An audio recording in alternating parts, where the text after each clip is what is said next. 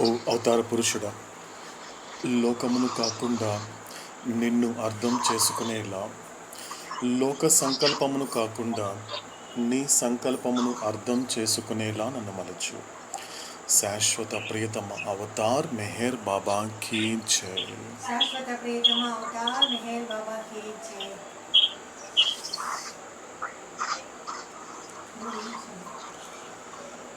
So అందరికి వినిపిస్తుందండి? Audio క్లియర్గా ఉందా?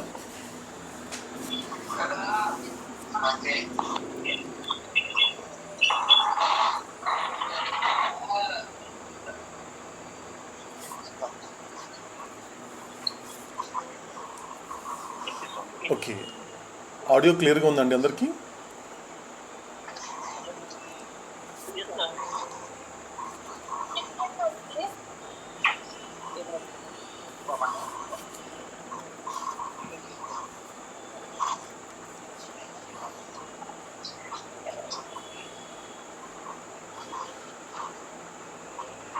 ఓకేనండి, సో స్టార్ట్ చేద్దామా?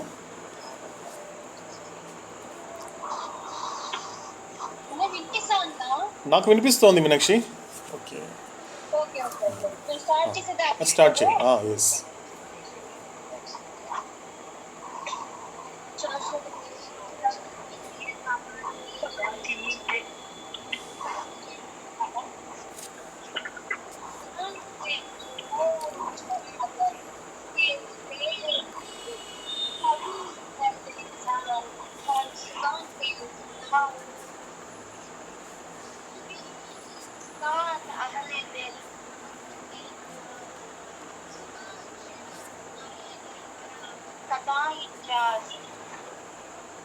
Bande firma Bona que se sahalang verhal. Firma Hache Konar ke Anayan Bashir. Fausa Shamsuddin Muhammad Afizi Shiraz. Diwani Hafiz. Shashwata Priyatama Avatar Meher Baba ki Jai. బాబా అంత కొందరంతా మ్యూట్లో పెట్టుకుంటే అది నీట్గా కనపడిస్తుంది. అందులో మ్యూట్ చేసుకోండి. బాబా carry without any question asked why and what. About what you get from faster, they are also different. But now,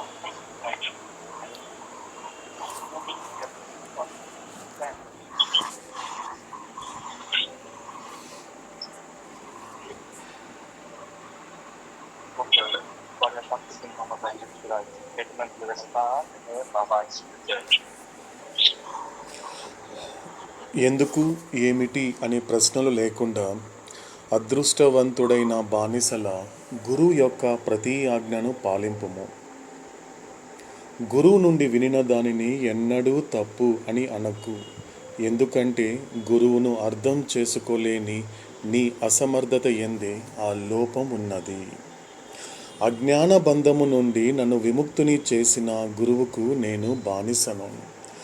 నా గురువు ఏమి చేసినను తత్సంబంధీకులందరికీ అది అత్యంత ప్రయోజనకారి అవుతుంది. ఖ్వాజా షామ్సుద్దీన్ మొహమ్మద్ హఫీజ్ ఏ షిరాజీ.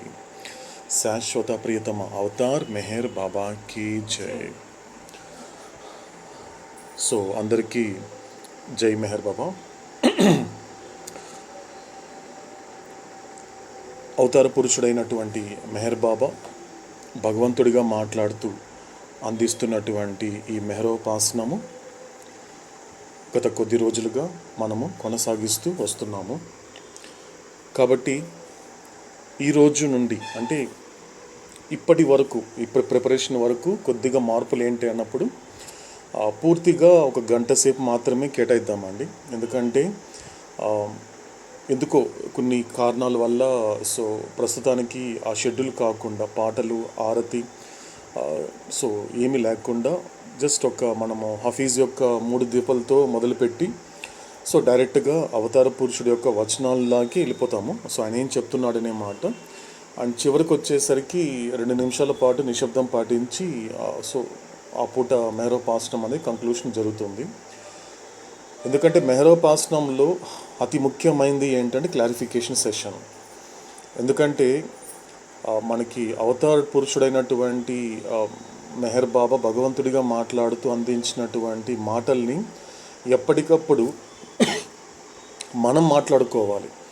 ఒక్కొక్కసారి ఎలా ఉంటుంది అంటే కొద్దిగా అవతల గ్యాప్ ఇచ్చినప్పుడు సో నేను మాట్లాడిన మాటలు మీకు ఎంతవరకు అర్థమైంది అనేది మీరు మాట్లాడుకోండి అన్నట్లు సో మనకి క్లారిఫికేషన్ సెషన్ ఇవ్వడం జరిగింది. సో కాబట్టి సో మెహరోపాసనంలో అతి ముఖ్యమైనది క్లారిఫికేషన్ సెషన్. సో కాబట్టి సో ఈ 3 రోజుల్లో సో రోజుకి మనకు 1 అవర్ మాత్రమే స్పెండ్ చేస్తున్నాం కాబట్టి సో క్లారిఫికేషన్ సెషన్ మాత్రము సాటర్డే పెట్టుకుందామండి. చివరిగా ఒక అరగంట పూర్తిగా. ఎందుకంటే సో మీరు ఏదైనా క్లారిఫికేషన్ కావాలన్నా అంటే ఏదైనా చెప్పాలనుకున్నా ఏదైనా అడగాలనుకున్నా కూడా శనివారం అంటే సాటర్డే మాత్రము ఒక half an hour, first half an hour అంటే 6:30 to 7:30 కాబట్టి 6:30 to 7 వరకు క్లారిఫికేషన్ సెషన్ పెట్టుకుందాము. సో 7 నుంచి 7:30 వరకు యాజ్ యూజువల్గా మనం కంటిన్యూ చేద్దాము అవతాడు యొక్క మాటల్ని. కాబట్టి ఒకవేళ క్లారిఫికేషన్ సెషన్ లేకపోతే ఆ టైంలో కావాలంటే ఇక్కడ ఏదైనా సాంగ్ కానీ ఒకరు సాంగ్ ప్రజెంటేషన్ అనేది ఉంటుంది. కాబట్టి సో సాటర్డే సో పాటలు పాడేవారు ఎవరైతే ఉంటున్నారో సో కాబట్టి ఒక్క సాంగ్ అనేది రెడీ చేసి పెట్టుకోండి అప్పటికప్పుడు కాకుండా. సో అక్కడ ఎవరికి ఎప్పుడైతే అవకాశం ఉంటుందో ఒకవేళ క్లారిఫికేషన్ సెషన్ లేకపోతే సో ఏదో ఒకరి సాంగ్ ప్రజెంటేషన్ మాత్రం ఉంటుంది అప్పుడు. సో అలా మనం కంటిన్యూ చేద్దాము. సో కాబట్టి సో ఈ రోజు నుంచి ఈ షెడ్యూల్ని మనము ప్రిపేర్ అవుదామండి. ఇకపోతే రికార్డింగ్కి వచ్చేసరికి మాత్రము స్టిల్ కన్ఫ్యూజన్గానే ఉంది. ఎక్కడ కొన్ని చోట్ల సరిగా రికార్డ్ అవ్వటం లేదు, అంత క్లియర్గా లేదు. కాబట్టి సో ఈ ఒక మెహరోపాసనంలో పూర్తిగా ఎందుకంటే కన్ఫ్యూజన్ లేకుండా మధ్యలో మనకి బ్రేక్స్ లేకుండా ఉంటేనే అది ఒక పరిపూర్ణమైన మెహరోపాసనం. అందుకే అది పూర్తి కానంత వరకు ప్రతి మెహరోపాసనము అది డే 120 కింద లెక్క వస్తుందండి. ఎందుకంటే ఇలా జస్ట్ ఒక డేస్ పెంచుకుంటూ పోతూ అలా చేయకూడదు. ఎక్కడైతే క్లారిటీగా వింటున్నామో అవతాడు చెప్పే గొప్ప మాటల్ని వినడం అనేది చాలా ఇంపార్టెంట్. కాబట్టి విన్న మాటల్ని కూడా వీలైనంత వరకు మనకి అర్థం కావాలి కాబట్టి కాస్త రికార్డింగ్ ఉండాలి కాబట్టి కొంచెము సో అది కూడా నేను కన్సిడర్ చేస్తున్నాను. సో కాబట్టి వీలైనంత వరకు రకరకాలుగా సో దానిని రికార్డ్ చేసే ప్రయత్నం చేస్తున్నాను. కాబట్టి మనకి టీమ్స్లో కూడా రకరకాల మనందరికీ ఇబ్బందులు ఉన్నాయి కాబట్టి కొంతమందికి నెట్వర్క్ సరిగా లేదు, కొన్ని టెక్నికల్గా ఇష్యూస్ ఉన్నాయి కాబట్టి సో వీలైనంత వరకు మనకి వాట్సాప్ ఆడియో కాల్లోని మనము సో కొనసాగించే ప్రయత్నం చేద్దాము.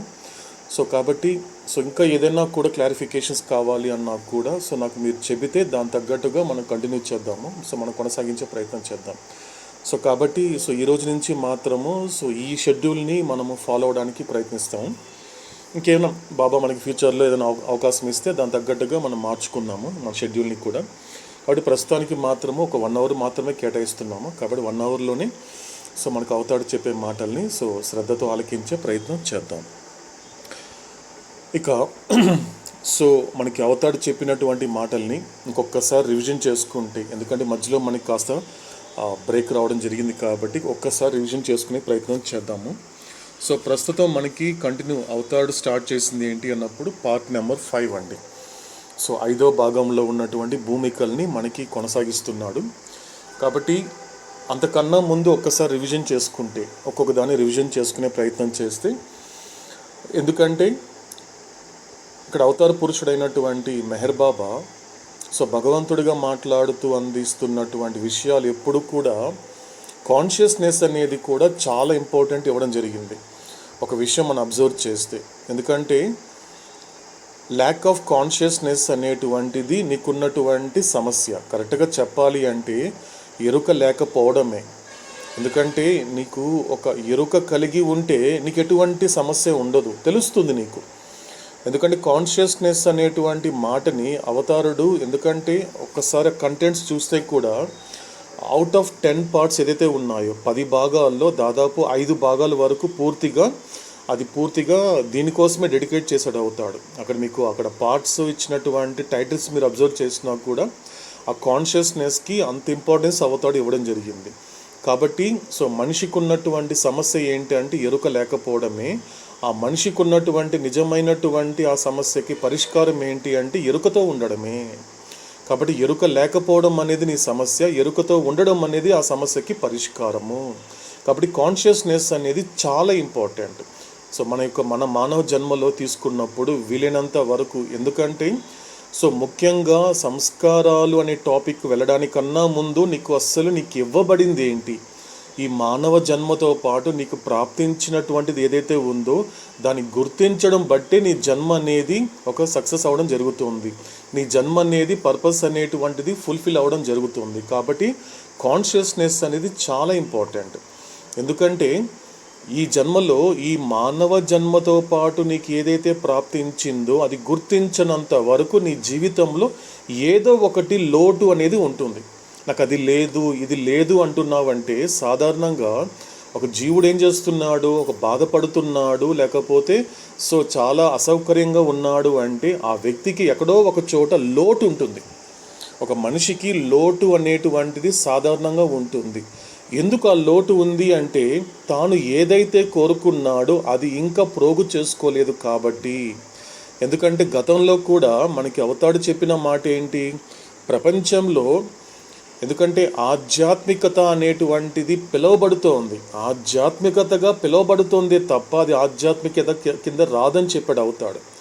ఎందుకంటే ఎవరికైతే తమను తాము ఆధ్యాత్మికతగా పిలుచుకుంటున్నారో నిజానికి అది ఆధ్యాత్మికత కింద రాదు అని చెప్పాడు అవుతాడు. అందుకే గతంలో కూడా అటువంటి ఆధ్యాత్మికతగా పిలువబడేటువంటి దాంట్లో రెండు ఆస్పెక్ట్స్ ఉంటాయి చెప్పాడు అవుతాడు. సో ఏంటి, మొదటిది ఏంటి అన్నప్పుడు సాధారణంగా ఒక ఆధ్యాత్మికత పేరు పెట్టినటువంటి ఆ పేరుగా పిలిచినటువంటి ఆ ప్రాసెస్లో ఏం జరుగుతుంది అంటే మొదటిది ఆ జీవుడికి ఉన్నటువంటి ఆ రెండు ఆస్పెక్ట్స్లో మొదటిది ఏంటి, లేనిది పొందాలి. ఫస్ట్ ఆస్పెక్ట్ ఏంటి, ఇది చాలా ఇంపార్టెంట్. సాధారణంగా నీకు భగవంతుడు నీకు గుడిలోకి వెళ్ళి ఎందుకు కూర్చుంటున్నావు, భగవంతుడికి ఎందుకు పూజలు చేస్తున్నావు అంటే ఏ జీవుడిని అడిగినా చెప్తాడు, సో నాకు ఇది లేదండి పొందాలి.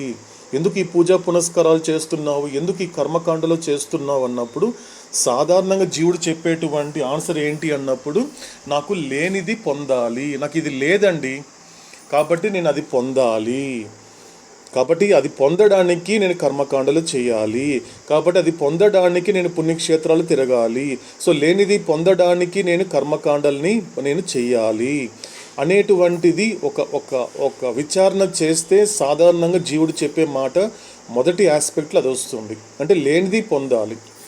సో రెండోది ఏంటి అన్నప్పుడు ఒకవేళ నీ ప్రారంధం ప్రకారం ఏదైతే నువ్వు పొందాలి అనేది ఆ కర్త నిర్ణయిస్తాడో దాని ప్రకారం నీకు ప్రారంధానుసారం వచ్చినప్పటికీ మరొక ఆస్పెక్ట్ ఉంటుంది. ఎందుకంటే మరొక సమస్య స్టార్ట్ అవుతుంది, నువ్వు లేనిది పొందావు బాగానే ఉంది, ఇప్పుడు పొందిందని కాపాడుకోవాలి. సో ఇది రెండు మామూలుగా జరుగుతూ ఉంటుంది. కానీ అవతాడు మాత్రం ఏం చెప్పాడు అంటే కానీ ఎప్పుడైతే అంటే ఈ రెండు ఆస్పెక్ట్స్ అనేది ఎంతకాలం ఉంటుంది అంటే నువ్వు నీ మానవ జన్మతో పాటు నీకు ఏదైతే ప్రాప్తించిందో ఈ మానవ జన్మ యొక్క ప్రయోజనము, ఈ మానవ జన్మ యొక్క ఉద్దేశం గనుక నీకు అవగాహన రానంత వరకు, నువ్వు తెలుసుకోనంత వరకు ఇది ఈ జన్మే కాదు ప్రతి జన్మలో ఇలాగే ఉంటావు అవుతాడు. కాబట్టి ఏం తెలుసుకోవాలి, ఈ మానవ జన్మలు ఏముంది ఈ మానవ జన్మలో అన్నప్పుడు మొట్టమొదటిగా ఏమవుతుంది, సో నీకు ఆ ఎవల్యూషన్ అంటే ఈ యొక్క పరిణామ ప్రక్రియలో భాగంగా ఈ చైతన్య వికాసం అనేటువంటిది ఎంతవరకు అభివృద్ధి చెందింది అంటే మానవ జన్మకు వచ్చేసరికి అంటే నువ్వు మాధవుడు అవ్వడానికి నీకు కావాల్సినటువంటి పూర్తి సదుపాయాలు ఈ మానవ జన్మతో పాటు నీకు ప్రాప్తించింది. ఇది సాధారణంగా మానవుడు దీనిని గుర్తించటం లేదు. ఎందుకంటే ప్రతి మానవుడు చేయాల్సినటువంటి కర్తవ్యం ఏంటి అన్నప్పుడు సో తన యొక్క రెస్పాన్సిబిలిటీ ఏంటి, నా జన్మ యొక్క ప్రయోజనం ఏంటి. ఎందుకంటే గతంలో మనకు ఒక మాట చెప్పాడు అవుతాడు, సో ఈ యొక్క సృష్టి యొక్క ఏకైక ప్రయోజనం ఏమిటి అన్నప్పుడు సరిగ్గా అర్థం చేసుకుంటే దానితోనే కనెక్ట్ అవుతుంది జన్మ యొక్క ప్రయోజనం కూడా. గతంలో మనకి what is the purpose of creation అని అవుతాడు చెప్పినప్పుడు కరెక్ట్గా మనం కనుక సరిగ్గా అబ్జర్వ్ చేస్తే, సరిగ్గా కనెక్ట్ చేసుకుంటే అది కేవలము పర్పస్ ఆఫ్ క్రియేషన్ మాత్రమే కాదు, purpose of my birth also. ఈ లోకంలోకి నా జన్మ యొక్క ప్రయోజనం కూడా మనకు తెలుస్తుంది. గుర్తుందండి ఎవరికైనా అవుతాడు చెప్పినటువంటి సృష్టి యొక్క ఏకైక ప్రయోజనం ఏంటి అన్నాడు అవుతాడు?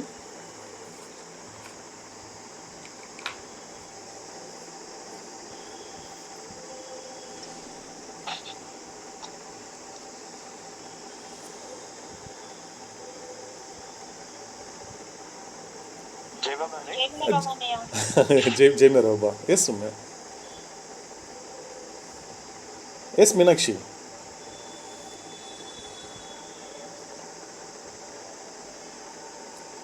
జై మేరా బాబా. పరమాత్ముని యొక్క అనంత స్థితి ఆత్మ ఎరుకతో అనుభవించడం నిర్ణయం. ఓకే, ఏంటి పరమాత్మ యొక్క లక్షణాలు ఏంటి? అనంతమైన వాడిని, శాశ్వతమైన వాడిని, తర్వాత రూపరహితమైన వాడి నేను నా ఒక కాన్షియస్ తో పరమాత్మ అనంత స్థితి అనుభవించడం. ఓకే, ఇంకొంచెం క్లారిటీగా, ఇంకొంచెం ఫుల్. ఇంకెవరైనా? నాగేష్ గారు. ఎస్. భగవంతుడి యొక్క అనంత స్థితి, అనంత శక్తి, అనంత జ్ఞానం, అనంత ఆనందాన్ని ఆత్మ తన ఎరుకతో అనుభవించడమే సృష్టి యొక్క ఏకైక ప్రయోజనము. ఎగ్జాక్ట్లీ. అంటే అవతార్ మెహర్ బాబా అంటే ఇప్పుడు ఈ క్షణం మనతో మాట్లాడుతున్నటువంటి మెహర్ బాబా యొక్క లక్షణాలు ఏంటి, ఆయన పరమాత్మగా ఆయనకున్న లక్షణాలు ఏంటి అన్నప్పుడు ఏం చెప్పాడు అవుతాడు? Infinite existence, infinite knowledge, infinite bliss. అంటే అనంతమైనటువంటి అస్తిత్వము, అనంతమైనటువంటి జ్ఞానము, అనంతమైనటువంటి ఆనందం అనేది ఏదైతే ఉందో అటువంటి లక్షణాలని నేను ఎరుకతో అనుభవించడమే సృష్టి యొక్క ప్రయోజనము, మరియు సృష్టిలో నా జన్మ యొక్క ప్రయోజనం కూడా. ఇలా సరిగ్గా అర్థం చేసుకుంటే, సరిగ్గా కనెక్ట్ చేసుకుంటే ఏం చెప్తున్నాడు అవుతాడు? What is the purpose of creation? First నువ్వు సృష్టిలోకి, సృష్టి యొక్క ప్రయోజనం అనేది నీకు అర్థమైతే ఈ సృష్టిలో నీ జన్మ యొక్క ప్రయోజనం అనేది అర్థమవుతుంది. అంటే ఉంది, ఎందుకంటే ఇప్పుడు ఆ యొక్క అనంతమైనటువంటి అస్తిత్వము, అనంతమైన జ్ఞానము, అనంతమైనటువంటి ఆనందము నాలో ఉంది. ఇక్కడ బాగా అర్థం చేసుకోవాల్సిన విషయం ఏంటి అన్నప్పుడు, ఎందుకంటే నీలో నేను అంతర్యామిగా ఉన్నాను, నీలో ఆత్మరూపంలో ఉన్నాను, నీలోనే ఉన్నాను. అందుకే ప్రతి ఒక్క హృదయమే నా కేంద్రం అన్నాడు అవుతాడు. నేను ఉండే ప్లేస్ ఏంటి, నేను ఉండేటువంటి చోటు ఏంటి అన్నప్పుడు ప్రతి ఒక్కరి హృదయమే, సమస్త ప్రాణికోటి యొక్క హృదయమే నా నివాస స్థలం అన్నాడు అవుతాడు. అంటే అక్కడ ఎలా ఉన్నాడు అవుతాడు అంటే ఆత్మరూపంలో ఉన్నాడు.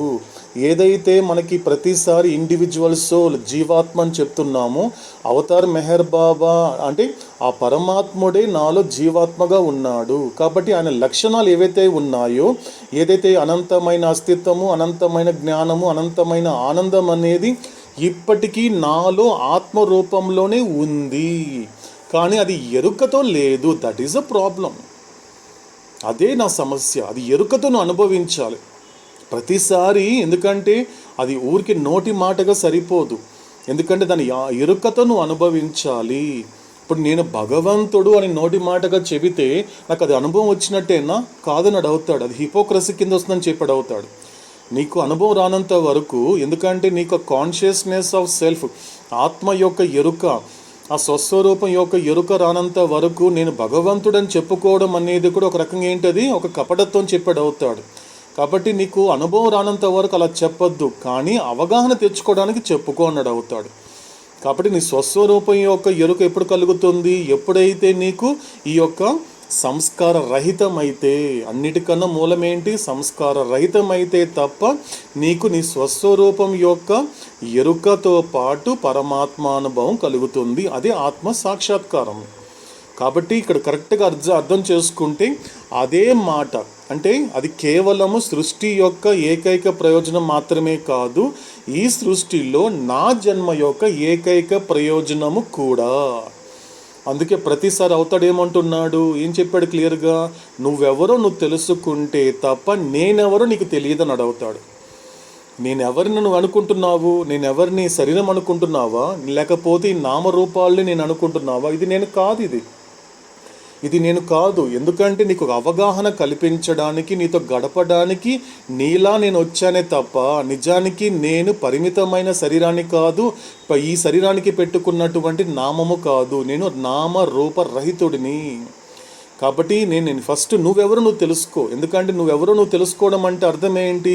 నేను శరీరాన్ని కాదు, మనసుని కాదు, అహంకారం కాదు, నేను ఆత్మస్వరూపుడిని అనేది నీకు నువ్వు తెలుసుకోగలిగితే నేనెవరు తెలుసుకుంటా? నేను పరమాత్మని తెలుసుకుంటావు.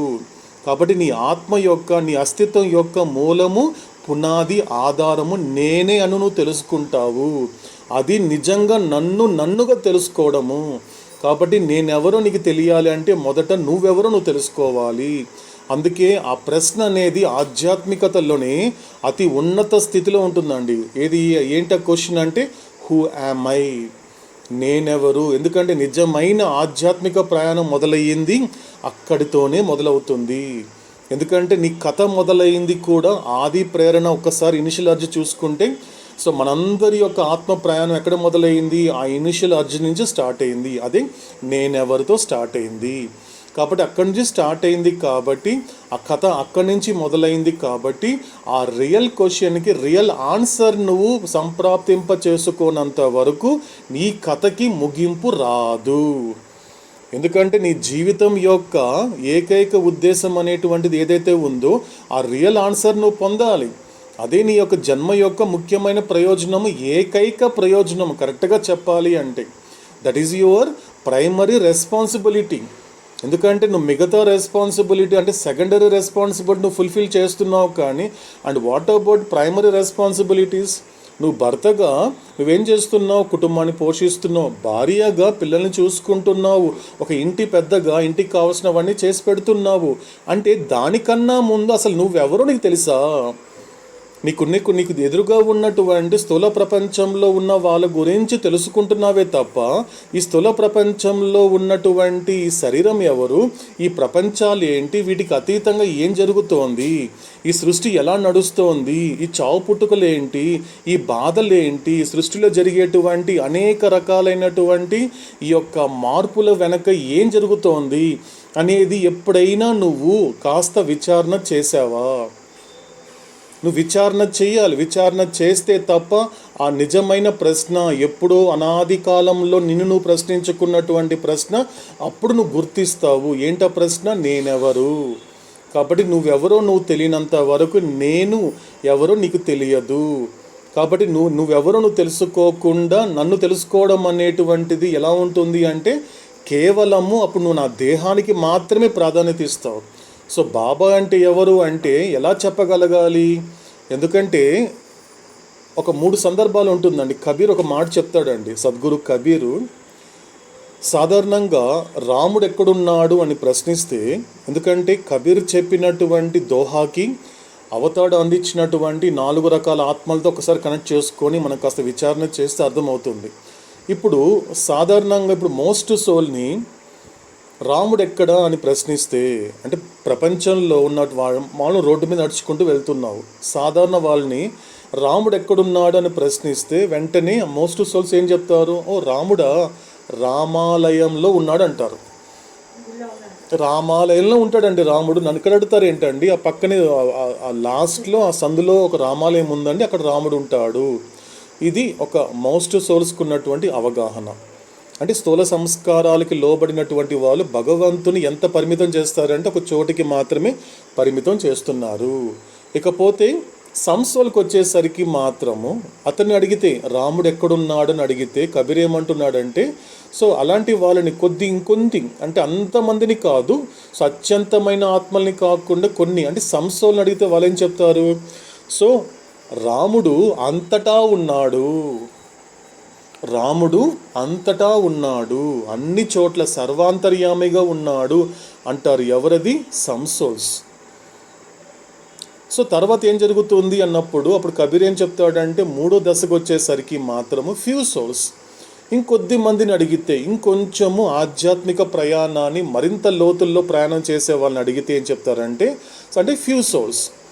అంటే మరింత లోతులో ప్రయాణం చేసే వాళ్ళంటే కబీర్ చెప్పిన మాటకి నేను కనెక్ట్ అయింది మాత్రం ఫ్యూ సోల్స్. వాళ్ళని అడిగితే ఏం చెప్తారు? ఫ్యూ సోల్ దగ్గరికి వెళ్ళి రాముడు ఎక్కడున్నాడు అని అడిగితే ఏం చెప్తారు వాళ్ళు? నీలోనే ఉన్నాడు. రాముడు ఎక్కడున్నాడు అంటే నీలోనే ఉన్నాడు. అంటే రాముడు ఎక్కడ ఉన్నాడు అంటే మొదట మోస్ట్ సోల్స్ ఏం చెప్పారు? రామాలయంలో రాముడు ఉన్నాడు. అక్కడి నుంచి సంసోల్కి వచ్చేసరికి ఏమైంది? రాముడు సర్వాంతర్యామి, అన్ని చోట్ల ఆయన లేని ప్లేస్ అంటూ లేదు. అంటే సర్వవ్యాపిగా ఉన్నాడు, సమస్తము వ్యాపించి సర్వవ్యాపకుడిగా ఉన్నాడు రాముడు. సరిగ్గా ఇక్కడికి వచ్చేసరికి ఏమైంది అంటే ఫ్యూసోల్కి వచ్చేసరికి అతనేం చెప్తున్నాడు అంటే రాముడు నీలో ఉన్నాడు, బయట వెతుకుతావేంటయ్యా నువ్వు? ఎందుకు ఫ్యూసోల్స్ని అవుతాడు ఇల్యూమైండ్ సోల్స్ అనే మాట ఎందుకు అన్నాడు అంటే వాళ్ళలో ఉన్న, ఎందుకంటే అవతాడు స్పష్టంగా చెప్పాడండి, నేనెవరో తెలుసుకునేది ఫ్యూసోల్స్ మాత్రమే అని చెప్పాడు అవుతారు. నేనెవరిని అనేది సరిగ్గా అర్థం చేసుకునేది, నన్నుగా అర్థం చేసుకునేది, నన్నుగా తెలుసుకునేది ఫ్యూ సోల్స్ మాత్రమే అని చెప్పాడు అవుతాడు. అందుకే I come for few souls, not for most souls, not for some souls. So కాబట్టి వాళ్ళకి మాత్రమే తెలుస్తుంది మెహర్ బాబా అంటే ఎవరు, వాళ్ళకి మాత్రమే తెలుస్తుంది రాముడు అంటే ఎవరు. కాబట్టి ఇలా అయిన తర్వాత ఇక చివరికి వచ్చేసరికి వెరీ ఫ్యూ సోల్స్కి వచ్చేసరికి కబీర్ ఏం చెప్పడం జరిగింది అంటే అలాంటి వ్యక్తిని ఇలా అడగండి, వెరీ ఫ్యూ సోల్ని కనుక రాముడు ఎక్కడున్నాడని అడిగితే నువ్వే రాముడివి అంటాడు. నువ్వే రాముడివి. చూడండి ఎంత తేడా కనబడుతోంది. ఎందుకంటే వెరీ ఫ్యూ సోల్ అంటే ఎవరు? తానే రాముడిగా జీవిస్తున్నాడు, రాముడిగా అంటే పరమాత్మగా జీవిస్తున్నాడు. వెరీ ఫ్యూ సోల్ అంటే ఎవరండి? సో తండ్రి బిడ్డ భాషలో ఒక్కసారి మనం దాన్ని కాస్త స్మరించుకుంటే ఏం చెప్పాడు మనకి అవుతాడు గతంలో తండ్రి బిడ్డల భాషలో?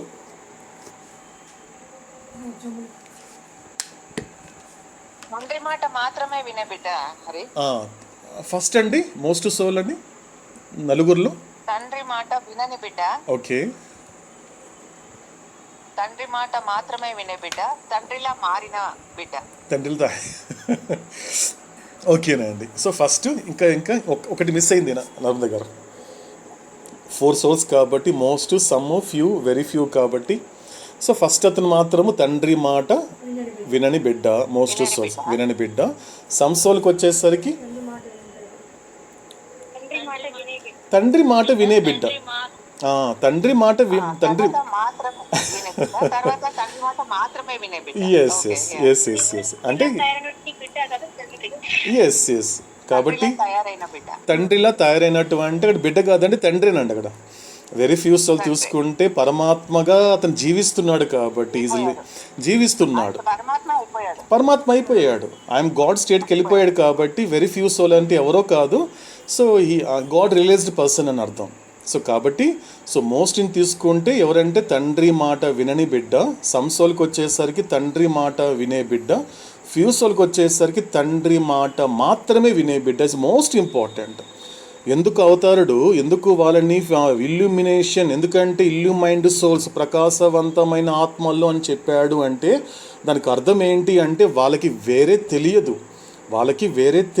కేవలం ప్రతిదీ కూడా అంత 5th ప్లేన్లో ఉన్న మహాపురుషుడు కావచ్చు, 6th ప్లేన్లో ఉన్న సత్పురుషుడు అంటే ఆధ్యాత్మికంగా అంత ఉన్నతికి వెళ్ళినప్పటికీ కూడా అంటే ఒబీడియన్స్ అంటే ఎవరు అంటే కేవలం ఫ్యూ సోల్స్ మాత్రమే.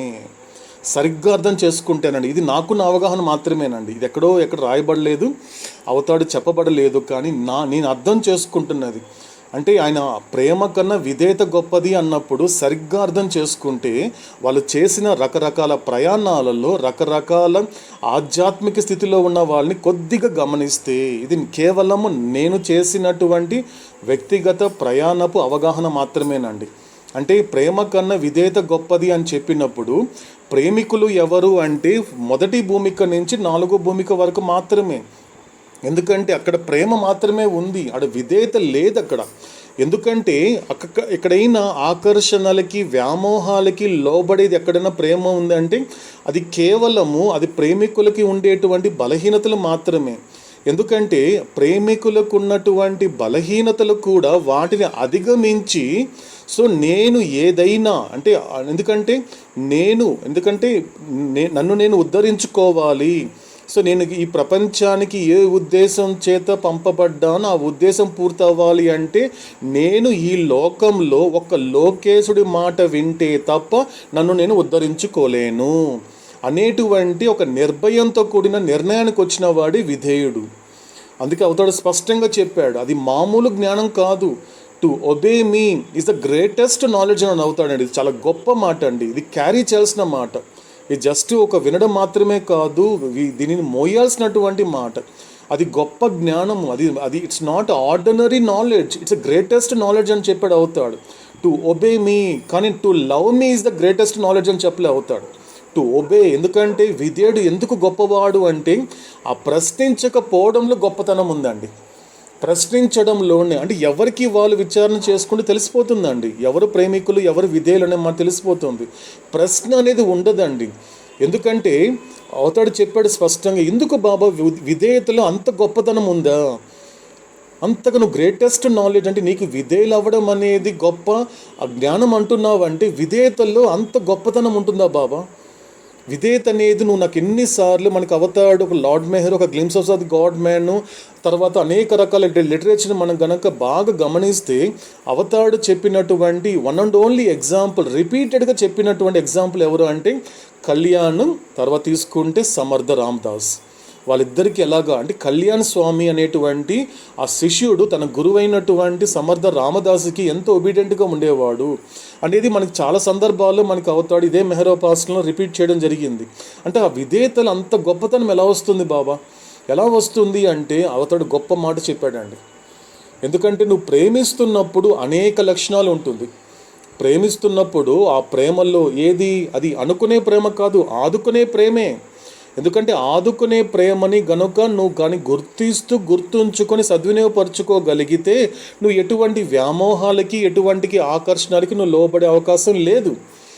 కానీ నువ్వు ఏం జరుగుతుంది అంటే నెమ్మదిగా అటువంటి ఈ ప్రయాణం చేస్తున్నప్పుడు ఎక్కడో నీ మనస్సు అంతరాలలో ఉన్నటువంటి బలహీనతలు ఒక్కసారిగా బయట వస్తాయి. ఆ బయటకు వచ్చేసరికి ఏం జరుగుతుంది అంటే దాన్ని వెంటనే నువ్వు యాక్షన్లో పెట్టేస్తావు. అలా యాక్షన్లో పెట్టడం వల్ల ఏం జరుగుతుంది? సో యాక్షన్స్ అనేది సంస్కారాన్ని ప్రమోట్ చేస్తుంది కాబట్టి సంస్కారాలు మరింత బలపడుతోంది. అది సూక్ష్మ సంస్కారాలు అయినప్పటికీ కూడా అది కేవలం స్థూల సంస్కారాలే కాదు. ఎందుకంటే స్థూల సంస్కారాలు అనేటువంటిది నీకు కాంప్లికేటెడ్గా ఉన్నప్పటికీ కాస్త సునాయాసపరిచేది సటిల్ ఇంప్రెషన్స్, సూక్ష్మ సంస్కారం. కానీ అక్కడ కూడా నీకు ప్రమాదం ఉంది. చాంగ్దేవు చూడండి, ఎరుక లేకపోవడం వలన తన గురువుకి విధేయత పాటించకపోవడం వలనే కదండి 1-2 సంవత్సరాలు కాదండి 1400 సంవత్సరాల పాటు ఒకే ఒక్క భూమిక మీద అలా స్టక్ అయిపోయాడంటే కారణం ఏంటండి? ఎందుకు? అతను ప్రేమికుడు మాత్రమే. చాంగ్దేవ్ అనే వ్యక్తి ప్రేమికుడు మాత్రమే. తన గురువు చెప్పాడు స్పష్టంగా, ఆధ్యాత్మిక మార్గం మొదలుపెట్టినప్పుడు చాంగ్దేవ్ తన గురువు చెప్పాడు స్పష్టంగా, చాంగ్దేవ్ గుర్తుపెట్టుకో, ఇది ఇలా భూమికలు ఉంటాయి, ఇలా ప్రయాణం చేయాల్సి ఉంటుంది, కాబట్టి నీ ఆకర్షణలకి వ్యామోహాలకి లోబడద్దు. ఎందుకంటే నువ్వు ఏ ఆత్మ సాక్షాత్కారం పొందనంత వరకు ఈ ప్రయాణం ఆపకూడదు అని చెప్పాడు. అయినప్పటికీ గురువుని ప్రేమిస్తున్నా కూడా గురువు చెప్పిన మాటకి విధేయత పాటించలేకపోయాడు. కాబట్టి చాంగ్దేవ్ అలా స్టక్ అయిపోయాడు. మళ్ళీ పనిపెట్టాడు గురువుకి. మళ్ళీ ఆ గురువు వచ్చేసి మరో సద్గురుతో కనెక్ట్ అయితే తప్ప ఆ సద్గురు అయినటువంటి ముక్తాబాయి అప్పుడు చాంగ్దేవ్ని ఆ 4th ప్లేన్లో స్టక్ అయిపోయినటువంటి చాంగ్దేవ్ని తీసుకొచ్చి 5th ప్లేన్కి తీసుకొచ్చి తర్వాత రియలైజేషన్ ఇవ్వడం జరిగింది. 1-2 కాదండి.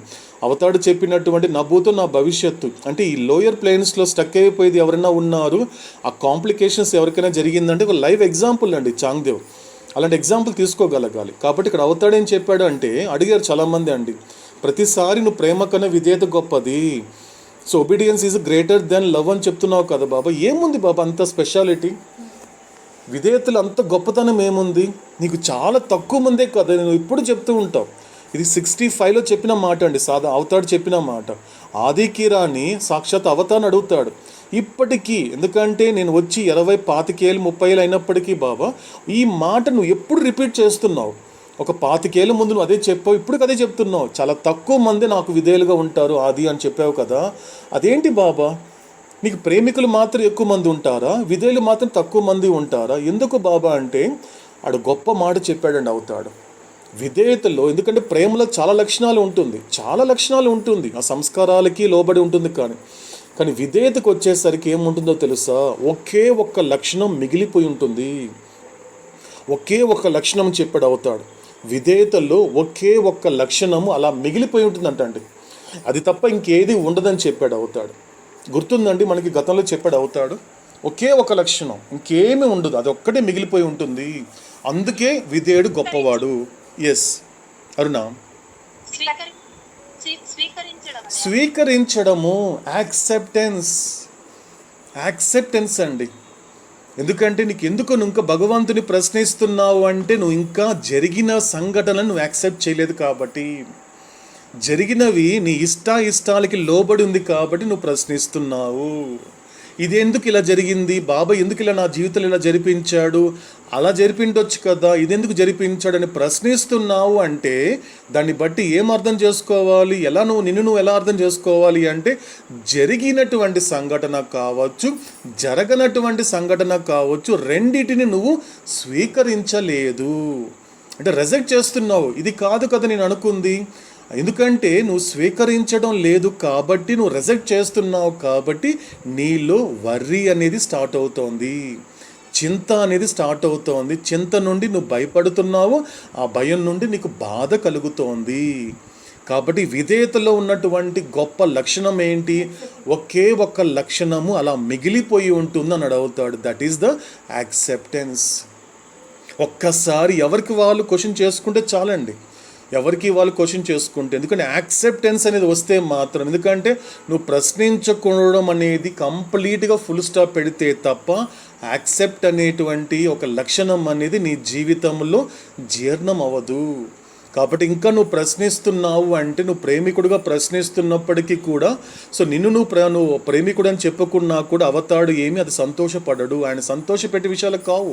ఆయన ఎప్పుడు సంతోషపడతాడు అంటే నువ్వు ఆయనకి విధేయుడుగా ఉన్నప్పుడు మాత్రమే. కాబట్టి యాక్సెప్ట్ చేస్తున్నప్పుడు మాత్రమే.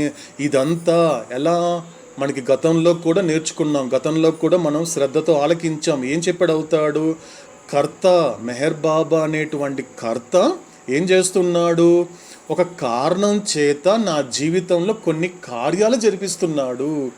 ఈ లైన్ అర్థం కావాలండి. నా జీవితంలో ఉన్నటువంటి హూ ఇస్ ద డూయర్, చేసేవాడు ఎవరు అంటే కర్త అంటే కేవలం భగవంతుడేనండి. ఇక్కడ ఎవ్వరు ఏమీ చేయటం లేదు. That is a problem. అవుతాడు స్పష్టంగా చెప్పాడు, ఆయన అనేక సందర్భాల్లో చెప్పాడు.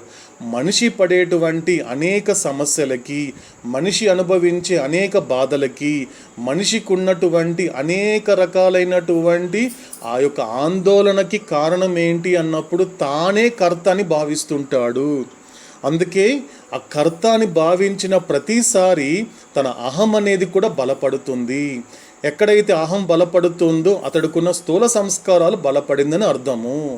అందుకే ఎక్కడైనా డిస్టర్బ్ అవుతున్నాడు, ఒక మనిషి డిస్టర్బ్ అవుతున్నాడు అంటే తను ఒక ఎక్స్పెక్ట్ చేస్తాడు, నేను చేశాను కదా కాబట్టి నేను అనుకున్నట్లు వీళ్ళంతా నడుచుకోవాలి, ఇది నా వల్ల జరిగింది కాబట్టి వీళ్ళంతా కూడా నేను చెప్పినట్లు మాట వినాలి. ఒకవేళ మాట వినలేదనుకోండి, అహం అనేది దెబ్బతింటుంది, ఆ సంస్కారాలు వెంటనే రియాక్ట్ అవుతుంది. కాబట్టి నాది అనుకుంటున్నావు కదా, దట్ ఈస్ అ ప్రాబ్లం. ఇది ఇక్కడ నీది ఏది కాదు, నువ్వు కర్తవి కాదు. అందుకే రమణ మహర్షి చెప్పిన మాట కూడా, ఎందుకంటే ఆయన ఒక్కటే చెప్పారు, ఆ వేదాల సారం అంతా కూడా ఒక ఆయన అండి, ఒక మామూలు ఒక వ్యవసాయం చేసే వ్యక్తి రమణ మహర్షి దగ్గరికి వచ్చినప్పుడు, భగవాన్ నాకు చదువు రాదు, నేనేమి చదవలేను, నాకు అసలు అసలు పుట్టినప్పటి నుంచి కూడా నేను ఇంతవరకు రాయడం కానీ చదవడం నాకేం రాదు. సో నువ్వు చెప్పినటువంటి మాటలు నేను అర్థం చేసుకోవాలి, నువ్వు చెప్పిన మాటల్ని నేను ఒక ఆచరణ పెట్టాలి అంటే నాకు ఏదైనా మార్గం ఉందా? పుస్తకాలు అయితే నేను ఇలాగ చదవలేను, సో ఎవరైనా గొప్ప ఒక ప్రసంగాలు ఇస్తూ ఉంటే నేను అర్థం చేసుకోలేను, కానీ నువ్వు నాకు చెప్తుంటే నాకు చాలా బాగా అర్థమవుతుంది. కాబట్టి చదువు రానటువంటి నేను కూడా తరించే అవకాశం ఉందా భగవాన్ అంటే ఆయన నిస్సందేహంగా అన్నాడు రమణ మహర్షి. నిస్సందేహంగా. ఎందుకంటే జ్ఞానానికి చదువుకి సంబంధం లేదు. చదువు అనేది ఎందుకు చదువుతారు అంటే జ్ఞానం పొందడానికి. జ్ఞానం పొందాలనుకునే వాడికి చదువుతో పని లేదు. అందుకే education is different, knowledge is different. ఎందుకు ఎడ్యుకేషన్ అనేది వచ్చింది అంటే నాలెడ్జ్ సంపాదించుకోవడానికి ఎడ్యుకేషనే తప్ప నీకు నాలెడ్జ్ వచ్చేసిన వాళ్ళకి ఎడ్యుకేషన్తో పని లేదు. కాబట్టి చదువు వేరు, జ్ఞానం వేరు. అప్పుడు ఆ వ్యవసాయం చేసే వ్యక్తికి రమణ మహర్షి చెప్పిన మాట ఒకే మాట ఏంటి అంటే, నీకు ఎన్నో మాటలు అవసరం లేదు, ఒక్క మాట, ఈ రోజు నుండి నీ జీవితంలో జరిగే విషయాలకి, జరగని విషయాలకి నువ్వు కర్తవి కాదు అని నీకు నువ్వు చెప్పుకో చాలన్నాడు. అంతే, ఏం అవసరం లేదు, నీకు నువ్వు చెప్పుకో. నీ జీవితంలో ఏది జరిగినా కూడా భగవంతుడు నా ద్వారా ఇది జరిపించాడు కాబట్టి నేను కర్తని కాదు, భగవంతుడే కర్త అనేది ఒక్క మాట పెట్టుకో. ఇంకేం అవసరం లేదు, నీకు ఎటువంటి ప్రసంగాలు అవసరం లేదు, నీకు ఎటువంటి పుస్తకాలు అవసరం లేదు, ఇదొక్క మాట చాలన్నాడు రమణ మహర్షి. అదే తరించిపోయాడండి. అదే తరించిపోయాడు ఆయన వ్యవసాయం చేసే వ్యక్తి కూడా సో అద్భుతంగా తరించిపోయాడు. అద్భుతం ఎందుకంటే ఒక సమయంలో కొన్ని సంవత్సరాలు గడిచిన తర్వాత సాక్షాత్తు ఆ వ్యవసాయం చేసుకునే వ్యక్తి తర్వాత రమణ మహర్షి దగ్గరికి వచ్చి ఏం మాట్లాడలేదు, అలా కూర్చొని కాసేపు కళ్ళు మూసుకొని నిశ్శబ్దంగా ఆయన సమక్షంలో కూర్చొని కాసేపటికి వెళ్ళిపోయాడు. వెళ్ళిపోయిన తర్వాత అప్పుడు బాబా ఏమన్నారంటే, ఒకప్పుడు రమణ మహర్షి ఏమన్నారంటే, ఒక వ్యక్తిని భగవాన్ మీ ముందు ఒక అతను కూర్చున్నాడు కదా, అతను ఎక్కడ అంటే మాత్రము అతడు వెళ్ళిపోయాడు అన్నాడు. అతను ఎవరు అంటే అతడు జ్ఞాని అన్నాడు. అతడు ఎవరిని అంటే రమణ మహర్షి అన్నారండి స్వయంగా. ఆ వ్యవసాయం చేసే వ్యక్తి కొన్ని సంవత్సరాల క్రితం వచ్చినప్పుడు ఆయన చేతని చెప్పించుకున్నాడు, అతను జ్ఞాని అన్నాడు. రమణ మహర్షి చేత చెప్పించుకోవడం, ఎందుకంటే ఆ స్థాయిలో ఉన్నటువంటి వ్యక్తి చేత ఏదైనా మాట చెప్పించుకోవడం అంటే వాళ్ళకి తెలుస్తుంది ఆ స్థితి, ఏ స్టేట్లో ఉన్నారన్న విషయం. కాబట్టి ఏమి తెలియని వ్యక్తి కూడా జ్ఞాని కాగలిగాడు అంటే అతడు చేసినటువంటి సాధన. ఏంటి ఆ సాధన? నేను కర్తని కాదు, నా జీవితంలో జరిగే, ఎందుకంటే నువ్వు ప్రశాంతంగా ఉండాలి అంటే అనేక సార్లు చెప్పాడు అవతాడు కూడా. అనేక మంది ఆస్పిరెంట్స్కి, అనేక మంది భగవత్ అన్వేషకులకి అవతాడు చెప్పింది ఏంటి అంటే, మొదటగా ఇది ప్రైమరీ లెసన్. మొదటికి మీరు నేర్చుకోవాల్సింది ఏంటి అన్నప్పుడు, మొదటిగా నీ జీవితంలో జరిగే ప్రతి దానికి నువ్వు కారణం కాదు. నీ జీవితంలో జరిగేటువంటి ప్రతి సంఘటనకి కర్త నువ్వు కాదు, జరిపించేవాడు ఒకడు ఉన్నాడు. సో వాడు నువ్వు రాకముందు ఉన్నాడు, నువ్వు ఉన్నాక కూడా ఉంటాడు, నువ్వు లేకపోయినా ఉంటాడు. కాబట్టి ఒక కర్త జీవితం అందరినీ నడిపిస్తున్నాడు. అందుకే రమణ మహర్షి చెప్పినటువంటి మొట్టమొదటి ఉపదేశంలో మొట్టమొదటి లైన్ కూడా అదేనండి. ఆయన భగవంతుడు అనే పదం వాడలేదు, గురువు అనే పదం వాడలేదు, లేకపోతే ఎవరి గురించి మాట్లాడకుండా కేవలం కర్త గురించే మాట్లాడాడు. అంటే కర్త జీవులను వారి వారి ప్రారంధానుసారం నడిపిస్తుంటాడు. అంటే దీన్ని బట్టి ఏం అర్థం చేసుకోవాలి నేను? సో నా కర్త అంటే ఎవరు? నాకు అవతార్ మెహర్ బాబా. సో అవతార్ మెహర్ బాబా అనేటువంటి కర్త నా ప్రారంధానుసారం గతంలో నడిపించాడు, నా ప్రారంధానుసారం ప్రస్తుతం నడిపిస్తున్నాడు, నా ప్రారంధానుసారము భవిష్యత్తులో కూడా నడిపిస్తాడు. దేని సారము? ప్రారంధానుసారము. అందుకే భగవంతుడి దగ్గరికి వెళ్ళి బాబా నాకు ఇది జరిపించు అంటే ఒక్కసారి విచారణ చేస్తే జరిపించాడండి? ఎప్పుడైనా జరిపించాడు? బాబా నాకు ఇది వద్దు అంటే అప్పటికప్పుడు అది అలా తీసేసాడండి ఎప్పుడైనా? మామూలుగా అండి నాకు చేయలేదండి, నా లైఫ్లో నా విషయం చెప్తాను, నాకు ఎప్పుడు చేయలేదండి. ఫర్ ఎగ్జాంపుల్ నేను ఎప్పుడు అడగలేదు, కానీ అడిగితే కూడా చేయడండి ఆయన. ఎందుకంటే ఇది ఏదైతే నా ప్రారంధంలో లేదు అవతారుడు చెయ్యడు. ఎందుకంటే ఆడ స్పష్టంగా ఉంది, ప్రారంధానుసారమే తప్ప ఇష్టానుసారం కాదు. బాబా నాకు ఇది ఇష్టం లేదు బాబా, ఇది తీసేయి బాబా అంటే తీసేస్తాడా మెహర్ బాబా? బాబా నాకు ఇప్పటికిప్పుడు ఇది కావాలి అంటే వెంటనే వచ్చేలా చేస్తాడు బాబా? చెయ్యగలడు, కానీ చెయ్యడు. ఆయన స్పష్టంగా చెప్పాడు, నేను మార్చలేను కదా, నేను మార్చను. నీ ప్రారంధం జోలికి నేను రాను, ఇది నీ ప్రారంధం అంతే, ఈ జన్మకి ఇదే అనుభవించాలి, ఇలాగే అనుభవించాలి. నువ్వు ఎంత ఇబ్బంది పడ్డా, ఎంత భయపడ్డా, ఎంత బాధపడ్డా నీ ప్రారంధం ఇదే. దీన్ని నువ్వు స్వీకరించగలిగితే, నువ్వు యాక్సెప్ట్ చేయగలిగితే హ్యాపీగా ఉంటావు. యాక్సెప్ట్ చేయలేకపోయావు అనుకో ఏం జరుగుతుంది? ఏమొచ్చినా ఏం లేకపోయినా నీకు దిగులుగానే చింతగానే ఉంటావు. కాబట్టి కర్త అనేది ఇంపార్టెంట్. కాబట్టి మనకి అవతాడు చెప్పిన మాట ఏంటి అన్నప్పుడు, సో మొదటి నుంచి కూడా అవతాడు చెప్పే మాట ఏంటంటే ఎరుక. సో మనకి అవతాడు చెప్పినటువంటి గాడ్ స్పీక్స్లో ఇంతవరకు మనం ఆలకించిన దాంట్లో హైలైటెడ్ అయిన విషయం ఏంటి అన్నప్పుడు ఎరుక, కాన్షియస్నెస్ గురించే చెప్పాడు మనకి. కాబట్టి కాన్షియస్నెస్ అనేటువంటిది, అది కనుక ఎరుక లేకపోవడం అనేది నీ సమస్య, ఎరుకతో ఉండడమే ఆ సమస్యకి నువ్వు దక్కించుకునేటువంటి పరిష్కారము. సో అవతాడు చాలా స్పష్టంగా చెప్పాడు. సో అందులో భాగంగా మనకు అవతాడు చెప్పినటువంటి మొదటిదైనటువంటి స్టేట్స్ ఆఫ్ కాన్షియస్నెస్ కావచ్చు, మొదటి యొక్క పార్ట్ అయినటువంటిది. అదేవిధంగా సెకండ్ పార్ట్కి వచ్చేసరికి ఇనిషియల్ అర్జు కావచ్చు. సో తర్వాత మనకి థర్డ్ పార్ట్కి వచ్చేసరికి మాత్రం క్యారెక్టరిస్టిక్స్ ఆఫ్ డిఫరెంట్ కింగ్డమ్స్ కావచ్చు. సో ప్రస్తుత తర్వాత జరిగినటువంటి reincarnation and impressionless equipoise of consciousness కావచ్చు. ఇప్పుడు కొనసాగుతున్నటువంటి సో ప్లేన్స్ కావచ్చు. ఏది తీసుకున్నా కూడా మనకి అవుతాడు కాన్షియస్నెస్ అనేది ఇంపార్టెంట్. కాబట్టి ప్యారలల్గా, సో ప్యారలల్గా చెప్పినప్పుడు ఒకటి కాన్షియస్నెస్, ఇంకొక చోట వచ్చేసి సంస్కారాలు, ఇంప్రెషన్స్. ఇది రెండు మనకు అవుతాడు ఏది చెప్పినానండి ఒక్కసారి. ఎందుకంటే ఇది నేను వ్యక్తిగతంగా ప్రయాణపు అవగాహన మీతో పంచుకుంటున్నానండి. ఎందుకంటే ఎనీ మెసేజ్ అండి, ఏదైనా కేవలం మెహర్ బాబానే కాదండి, మీరు స్క్రిప్చర్స్లో ఏది చదివినా కూడా, ఏ జర్నీ చేసినా కూడా ఒక్కసారి ఆ మాట, ఆ సందేశాన్ని ఒక ప్యారలల్గా పెట్టి చూసామనుకోండి, అంటే కాన్షియస్నెస్ అనేది ఒక వైపు, ఇంకో వైపు సంస్కారాన్ని పెట్టి కనుక కరెక్ట్ ఎగ్జాక్ట్గా ఆ మెసేజ్ని మనం దాన్ని డైజెస్ట్ చేసుకునే ప్రయత్నం చేస్తే, అర్థం చేసుకునే ప్రయత్నం చేస్తే సరిగ్గా అర్థమవుతుందండి, సరిగ్గా అర్థమవుతుంది. ఏదైనప్పటికీ కూడా స్పిరిచువాలిటీలో ఏ విషయమైనా కూడా అర్థం అవ్వాలి అంటే ఈ రెండు ప్యారలల్ అయినటువంటి సబ్జెక్ట్స్ అనేది అర్థం కావాలి. మొదటిది కాన్షియస్నెస్, రెండోది వచ్చేసి సంస్కారాస్. ఇది మనకి అవతాడు చెప్పినటువంటి విషయాలు. కాబట్టి ఈ సంస్కారాస్ గురించి చెప్తూ కూడా మనకి మొదటగా చెప్పింది ఏంటి మనకి అవుతాడు. సో ఈ సంస్కారాలకి ముఖ్యంగా ఏంటి, అజ్ఞానం కన్నా ముందు చెప్పిన మాట ఏంటి స్పష్టంగా అంటే, మొదటిది వచ్చి వ్యత్యాసాలు. సో వ్యత్యాసాలకి అనుగుణంగా ఏం జరుగుతోంది అన్నప్పుడు ఆ వ్యత్యాసాలకి కారణమే సంస్కారాలు.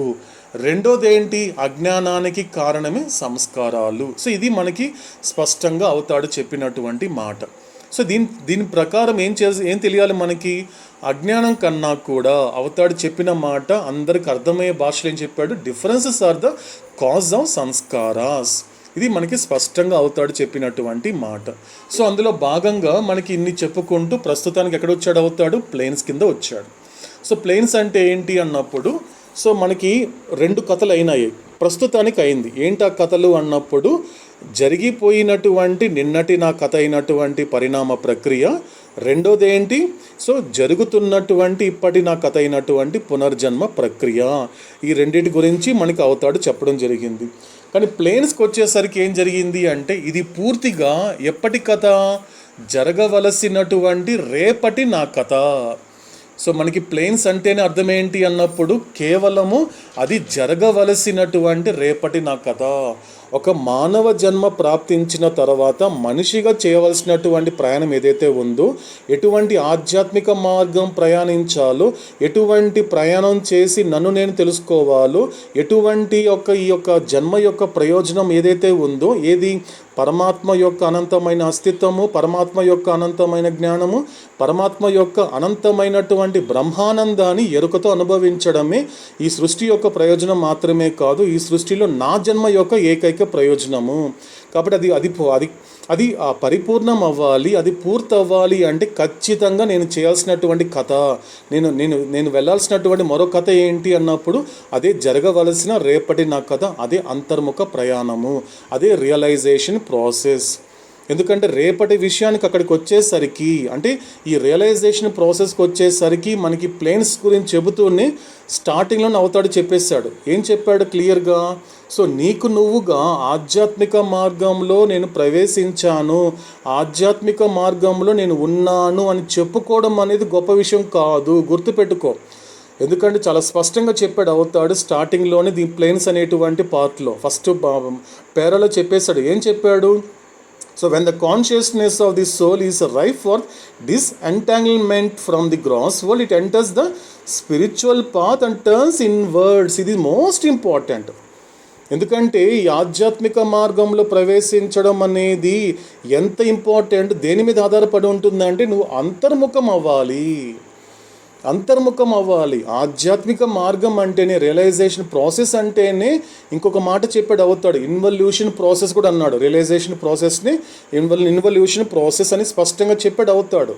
కాబట్టి ఆధ్యాత్మిక మార్గంలో ఉన్నానని నీకు నువ్వు చెప్పుకోవడం గొప్ప విషయం కాదు, కానీ ఆధ్యాత్మిక మార్గంలో ప్రవేశించిన తర్వాత నువ్వు ఎంతవరకు అంతర్ముఖం అవుతున్నావు. ఎందుకంటే అంతర్ముఖం అవడం అంటే ఏమవుతుంది, నీకు గ్రాస్ ఇంప్రెషన్స్ ద్వారా నువ్వు స్థూల శరీరం యొక్క ఎరుకలో ఉన్నావా, స్థూల ప్రపంచం యొక్క అనుభవం పొందుతున్నావా, దాన్ని బట్టి. ఎందుకంటే అంతర్ముఖం అయ్యావంటే మాత్రమే ఖచ్చితంగా నీకు ఆధ్యాత్మికంగా నువ్వు ఎదిగే ప్రయత్నం చేస్తున్నప్పుడు అక్కడ నీకు పనిచేసేది ఏంటి, ఎటువంటి సంస్కారాలు, సూక్ష్మ సంస్కారాలు పనిచేస్తుంది.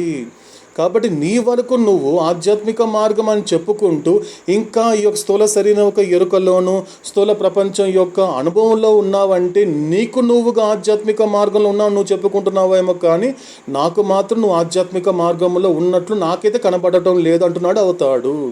కాబట్టి ఆధ్యాత్మిక మార్గం ప్రారంభించడం అనేటువంటిది ఎంత ఇంపార్టెంటో నువ్వు ఎంతవరకు అంతర్ముఖం అవుతున్నావు, సో నీలో జరిగేటువంటి విషయాలకి ఎంతవరకు నువ్వు విచారణ చేసుకుంటున్నావు, కాబట్టి నీలో నువ్వు ఎంతవరకు చూసుకుంటున్నావు, నీలో జరిగే విషయాలు కావచ్చు, నీలో జరిగేటువంటి ఆలోచనలు కావచ్చు, నీలో చెలరేగేటువంటి ఊహలు కావచ్చు, దాని పట్ల నీకు ఎటువంటి అవగాహన ఉంది.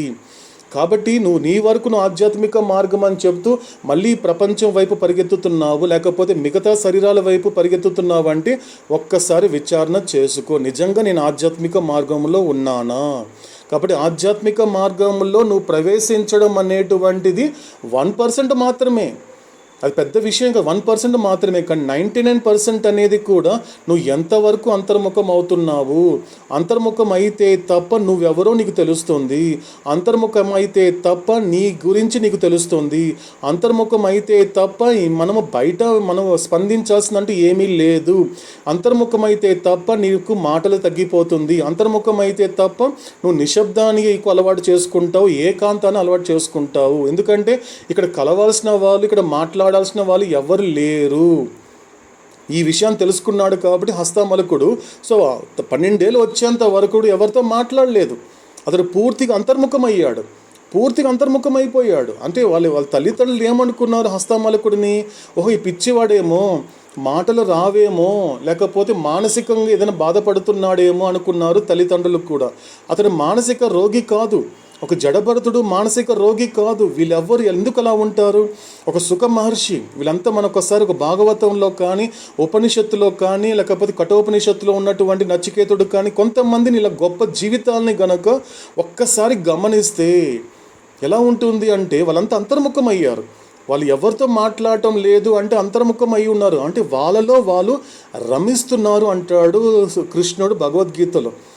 యోగులు ఏం చేస్తారంటే భోగులు ప్రపంచం వైపు పరిగెత్తుతారు, ప్రపంచంలో ఉన్నటువంటి విషయాలను అనుభవిస్తారు, విషంతో కూడిన విషయాలు అనుభవిస్తారు. యోగి ఏం చేస్తాడంటే అంతర్గతంగా విషరహిత విషయాలని అనుభవిస్తాడు.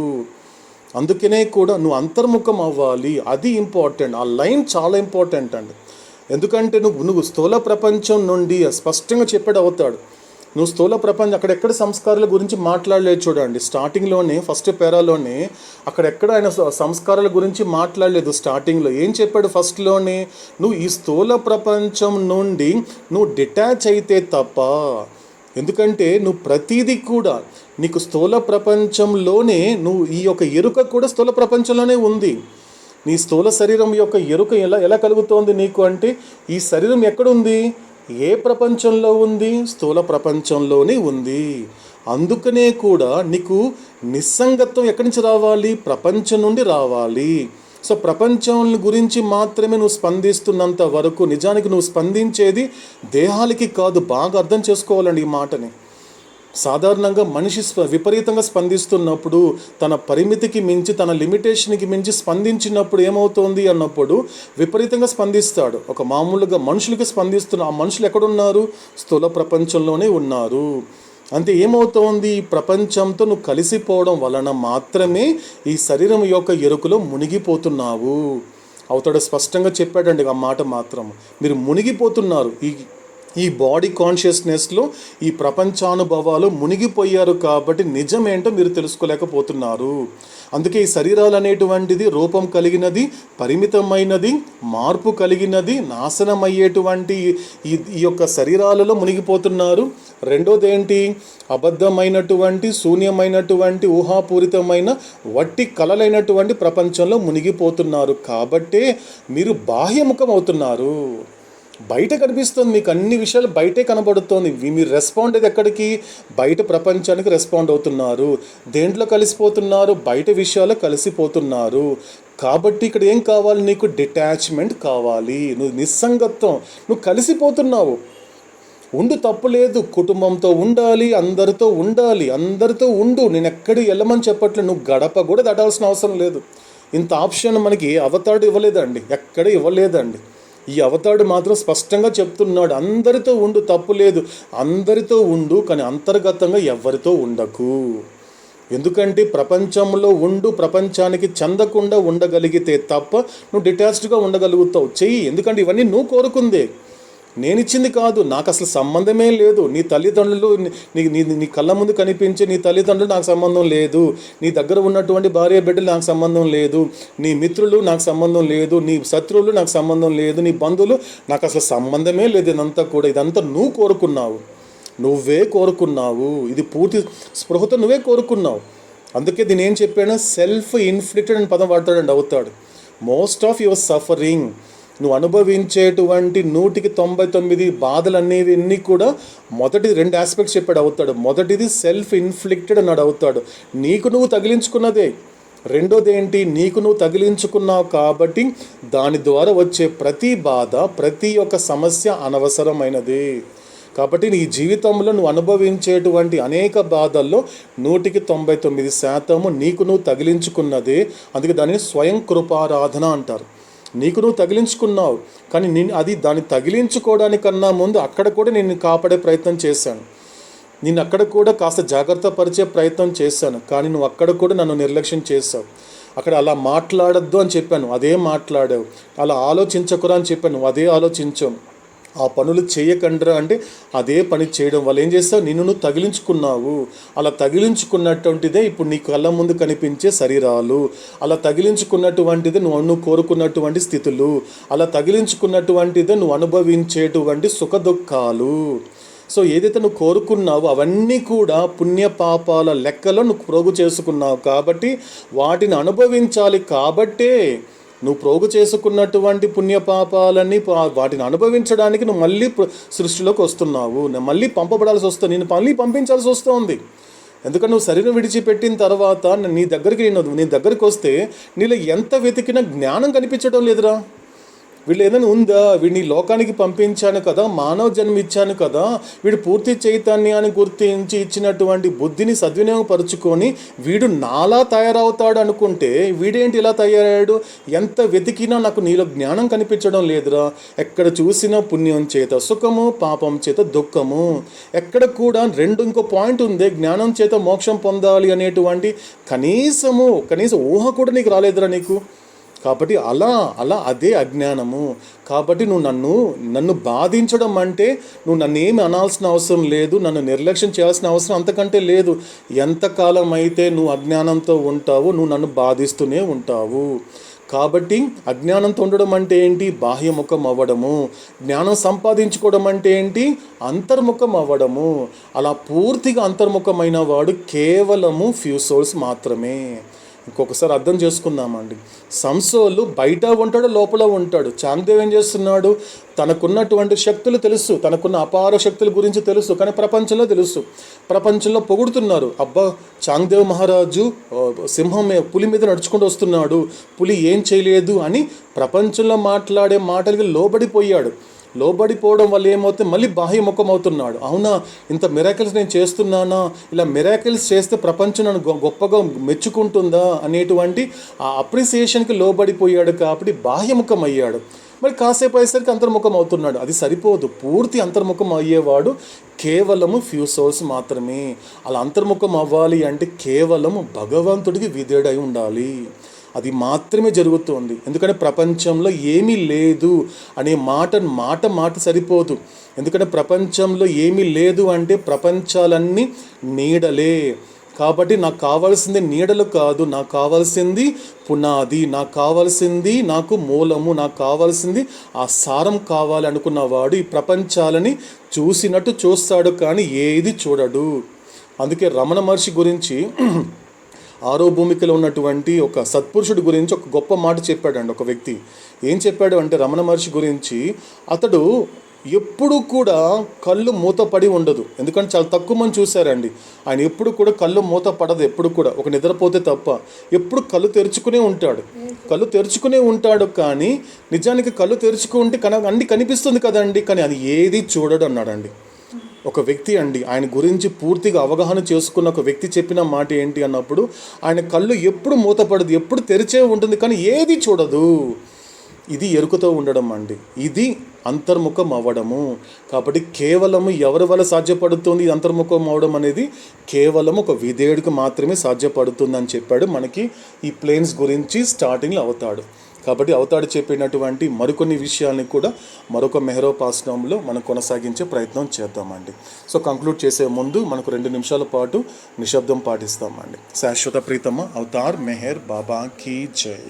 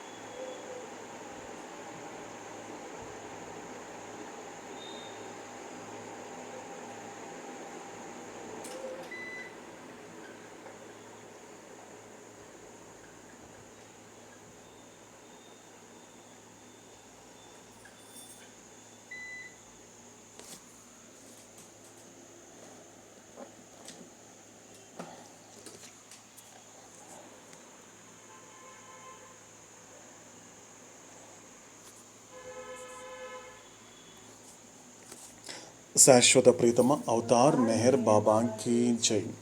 సో ఇదండి ఇప్పటి మెహరోపాసనము.